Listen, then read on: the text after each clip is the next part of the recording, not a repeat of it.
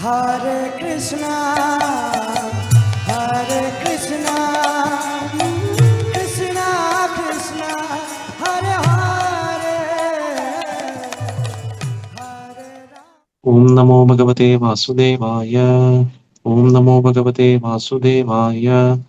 Om Namo Bhagavate Vasudevaya. Om Jnanadivrantasya Jnananjana Shalakya Chakshurunmilitamena Tasmai Shri Gurave Namah. Sri Chaitanya Manobishtam Sthapitam Yena Bhutale Swayam Rupagadam Mahim Tadandishtam Vandeham Shri Guru Shivata Padakavilam Shri Gurun Vaishnavamscha Shri Rupam Sagrajadam Saharanadam Vidandam Sajivam Sadvedam Savadudam Parijan Saidam Krishna Chaitanya Devam Shri Radhakrishna Padaya Salalita Shinda Vishakan Vidamscha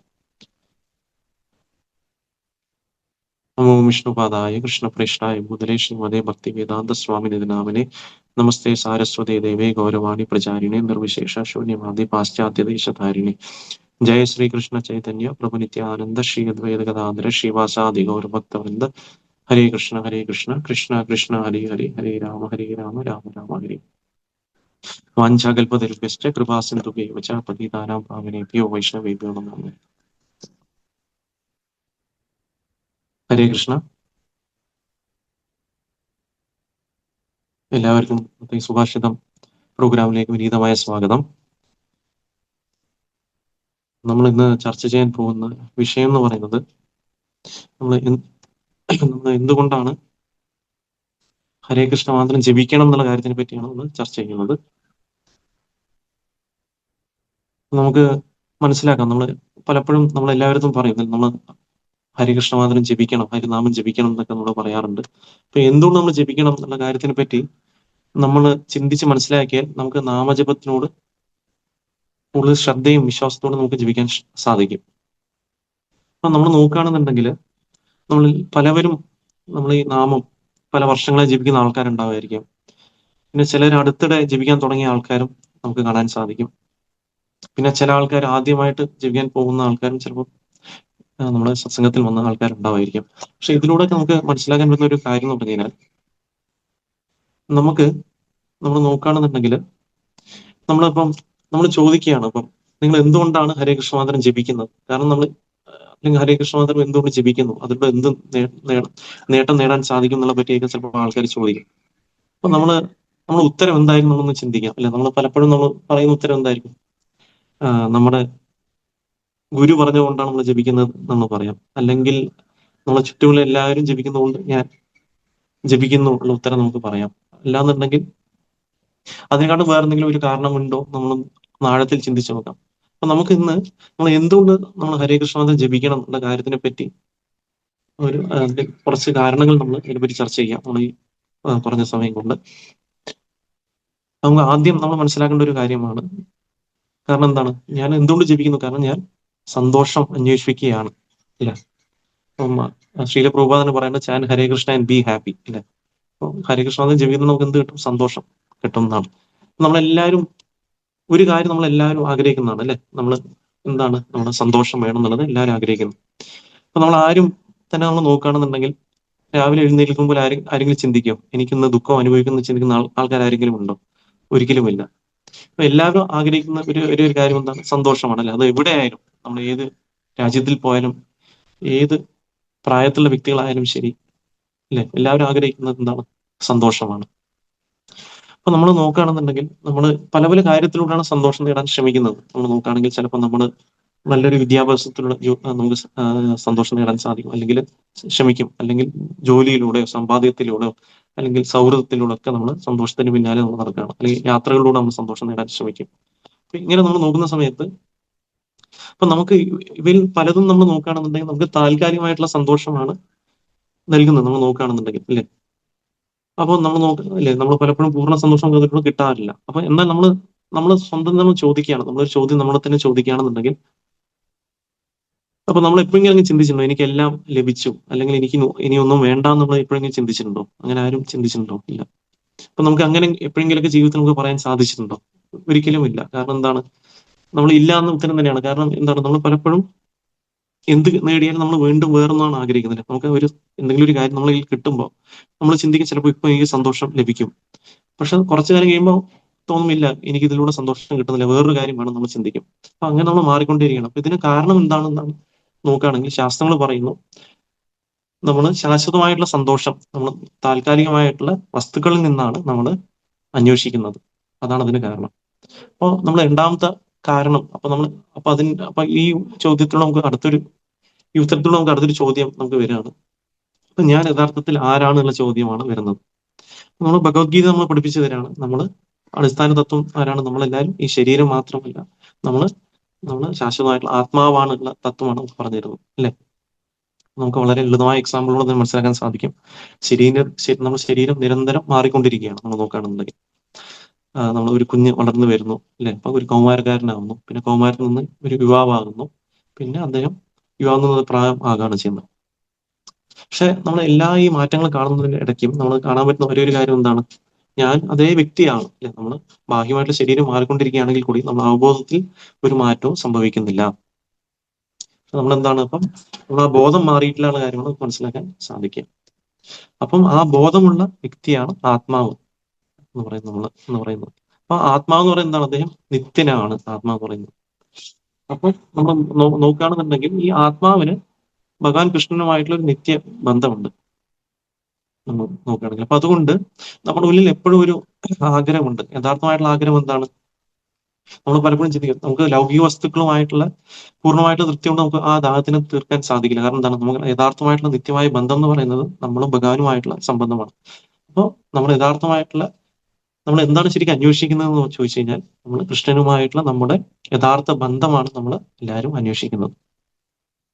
അപ്പം നമുക്ക് ആ ബന്ധം നമുക്ക് എങ്ങനെ പുനഃസ്ഥാപിക്കാനുള്ളതാണ് അടുത്തൊരു ചോദ്യം. അപ്പൊ അത് നമുക്ക് ജപം ആണ് അതിനുള്ള യഥാർത്ഥമായിട്ടുള്ള മാർഗം, നമ്മുടെ നാമജപമാണ്.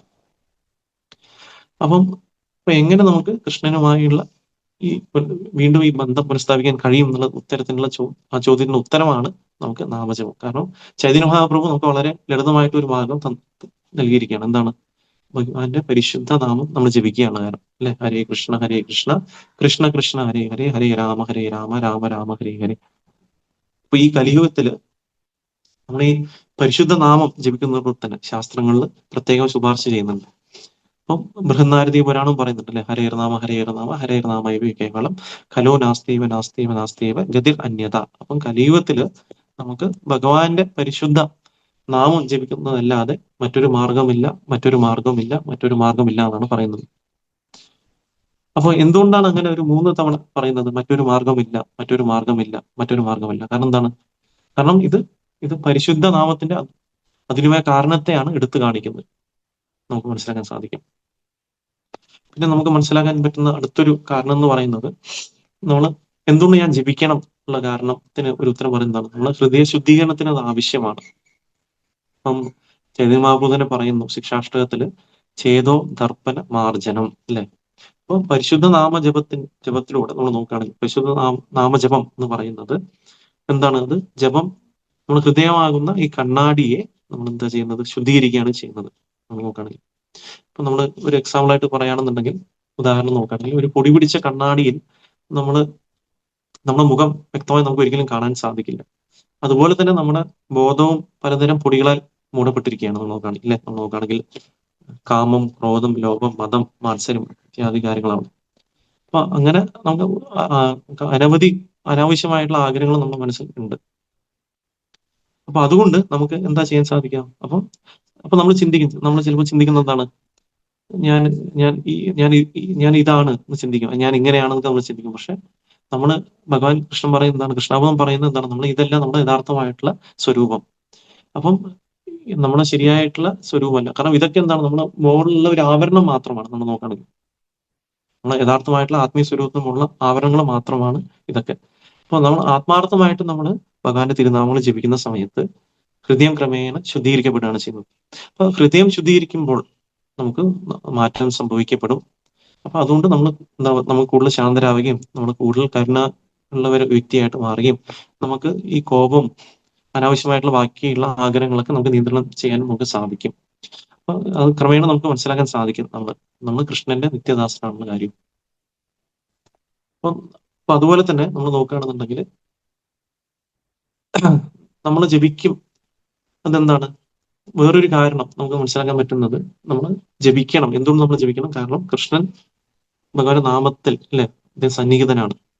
ഇതാണ് ഏറ്റവും മനോഹരമായിട്ടുള്ള ഒരു കാരണം നമുക്ക് മനസ്സിലാക്കാൻ സാധിക്കാം. നമ്മൾ ഒരു ഉദാഹരണത്തിന് നമ്മൾ സ്നേഹിക്കുന്ന ഒരു വ്യക്തി ഒരുപാട് ദൂരെയാണ് എന്ന് കരുതുക. അപ്പൊ അവരുടെ പേര് നമ്മൾ കേൾക്കുമ്പോൾ തന്നെ നമുക്ക് അവരെ എന്താ പറ്റുക, അവരെ നമുക്ക് വളരെ ഓർമ്മ വരുന്നുണ്ട് അല്ലെ, നമ്മൾ ഒരു വ്യക്തി. അപ്പൊ അതുപോലെ തന്നെ എന്നാൽ നമ്മൾ ഭഗവാൻ കൃഷ്ണന്റെ പരിശുദ്ധ നാമം എന്ന് പറയുന്നത് നമ്മൾ നോക്കുകയാണെന്നുണ്ടെങ്കിൽ അത് അതിനേക്കാൾ വളരെ ശക്തമാണ്. കാരണം എന്താണ് നമ്മൾ പറയുന്നത്, നമ്മുടെ വൈഷ്ണവ തത്വം അനുസരിച്ച് കൃഷ്ണനും കൃഷ്ണന്റെ നാമവും തമ്മിൽ ഭിന്നമല്ല എന്ന കാര്യമാണ് മനസ്സിലാക്കാൻ സാധിക്കുന്നത്. ഭിന്നതയില്ല. അപ്പം നമുക്ക് ശീലപ്രഭുപാദർ ഈ ഒരു തത്വം നിരന്തരം നമുക്ക് പഠിപ്പിച്ചു തന്നിരിക്കുകയാണ്. അപ്പൊ എന്താണ് പരിശുദ്ധ നാമം നമ്മൾ നോക്കുകയാണെങ്കിൽ ഭഗവാനെ പ്രതിനിധീകരിക്കുന്ന ഒരു വാക്ക് മാത്രമല്ല, കൃഷ്ണൻ തന്റെ നാമത്തിലൂടെ നമുക്ക് തന്നെ ലഭ്യമാകുന്നു എന്നുള്ളതാണ് വലിയൊരു അനുഗ്രഹം ഈ കലിയുഗത്തിൽ നമ്മൾ നോക്കുകയാണെങ്കിൽ. അപ്പൊ നമ്മൾ ചിലപ്പോൾ ഒക്കെ ചിന്തിക്കും, പിന്നെ നമ്മൾ പലപ്പോഴും ചിന്തിക്കാറുണ്ടല്ലോ, ദൈവം എവിടെയാണ്, എനിക്ക് ദൈവത്തെ കാണാൻ കഴിയുന്നില്ല എന്നൊക്കെ. പക്ഷെ കൃഷ്ണൻ നമുക്ക് ഒരു അവസരം തന്നിരിക്കുകയാണ്. എന്താണ്? ഭഗവാൻ പറയാണ്, എന്റെ നാമം നിങ്ങൾ വിളിക്കൂ, അതുകൊണ്ട് നാം ഹരേ കൃഷ്ണ മാത്രം നമ്മൾ ജപിക്കുന്നു.